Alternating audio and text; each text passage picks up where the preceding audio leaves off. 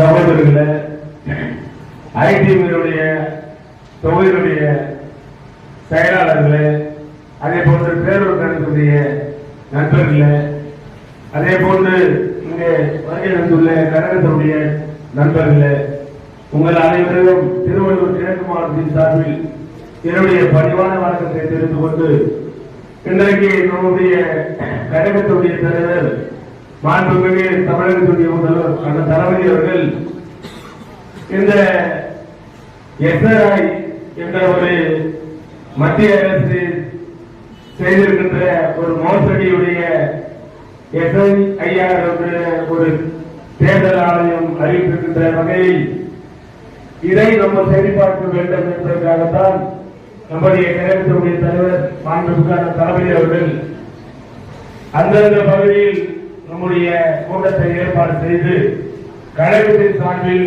நம்முடைய வழக்கறிஞருடைய அணி, அதே போன்று ஐடியினுடைய அணிக்கெல்லாம் நீங்கள் எடுத்து சொல்லி நீங்கள் எப்படி செயல்பட வேண்டும் என்பதெல்லாம் நம்முடைய தலைமை கழகத்திலிருந்து வருகை தந்துள்ள நம்முடைய ஐடியினுடைய வழக்கத்தினுடைய தம்பி, அதே போன்று தொகுதியுடைய பார்வையாளர் அருமை தம்பி சிறப்பான முறையில் உங்களுக்கெல்லாம், அதாவது நம்ம பார்த்தீங்கன்னா நம்முடைய காலேஜில் பிரின்சிபால் இருப்பாங்க.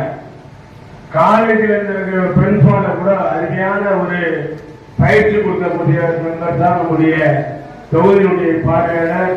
அதை நீங்கள் சிறப்பான முறையில் புரிந்து கொண்டிருப்பீங்க. அதை நீங்கள் ஒவ்வொரு வீடாக சென்று போகும்போதே நம்முடைய ஐடி இருக்கின்ற நண்பர்களும் பார்த்தீங்கன்னா பொன்னேரி தொகுதிக்கு ஒரு 110 பேர் போட்டிருக்கோம், குமரி போட்டிக்கு 100 பேர் போட்டிருக்கோம்.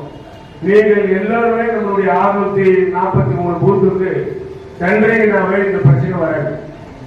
நிச்சயமா வரதுக்கு வாய்ப்பே இல்லை. ஐடி இருக்கின்ற தோழர்களும் வழக்கறிஞருடைய வக்கீல்களும் சில தவறுகள் ஏதாவது இருந்தால் ஒன்றிய கழகத்துடைய செயலாளர்கள் தெரியாம கூட இருக்கலாம், பேரூர் கழகத்தினுடைய செயலாளர்கள் தெரியாமல் இருக்கலாம்.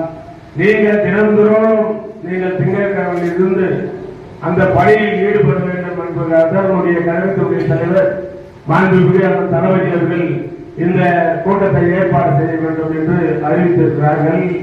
ஆகவே நீங்கள் புரிந்து கொண்டு அந்த வகையில் நம்முடைய ஒன்றிய நகர பேரூர் கழகத்தினுடைய செயலாளர்கள் சில கருத்துக்கள் நம்ம தம்பி சொன்ன போல சிலருக்கு தெரியவில்லை என்று சொன்னால் உடனே நீங்க வக்கீல கூப்பிட வேண்டும்.